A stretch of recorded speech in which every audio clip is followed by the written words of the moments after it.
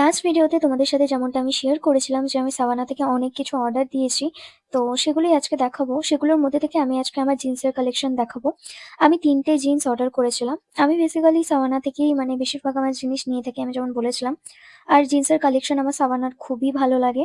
তাই আমার এতটাই পছন্দ যে আমি ওখান থেকেই জিন্স কিনলে জিন্স কিনি। আর ফিট আমার মার্কেটের জিন্স হয় না। সো আমি নিই। ১ম জিন্সটা দেখো, আমি পরে দেখাচ্ছি তোমাদের, হোয়াইট লেগ জিন্স। এটা আমি এক্সেস সাইজ অর্ডার করেছিলাম।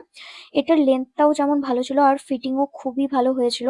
সাভানা থেকে তোমরা যখনই কোনো জিনিস নেবে, আমার সাজেশন যে তোমরা সাইজ চার্টটা একটু দেখে নেবে, কারণ প্রতিটা ব্র্যান্ডের একই সাইজ হয় না। আর সাভানাতে তো এক্সেস সাইজেরও আলাদা আলাদা অনেক রকম সাইজ হয়েই থাকে নানান রকম জিনিসের। প্রতিটা জিন্সের একই সাইজ হয় না, এক্সেসের আবার এসের। যাই হোক, নেক্সট জিন্সটা আমি পরেছি ফ্লেয়ার জিন্স, যেটা তোমরা দেখতেই পাচ্ছ।